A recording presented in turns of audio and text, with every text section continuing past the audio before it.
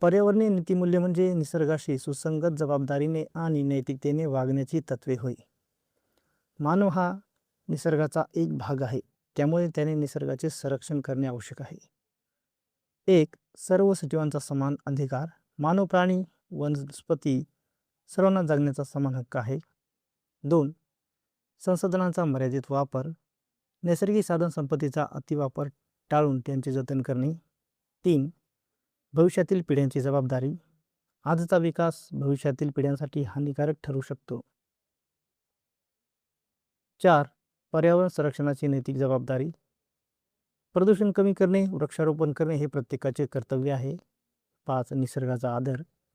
निसर्गाला केवळ संसाधन म्हणून न पाहता त्याच्या अस्तित्वाचे महत्त्व मान्य करणे. उदाहरण, झाडांची अंधाधुंद तोड न करता वृक्षारोपण करणे व झाडांचे संरक्षण करणे यामुळे पर्यावरण संतुलन राखले जाते आणि पुढील पिढ्यांसाठी संसाधने उपलब्ध राहतात. निष्कर्ष, पर्यावरणीय नीतिमूल्ये स्वीकारल्यास शाश्वत विकास आणि पर्यावरण संरक्षण शक्य होते.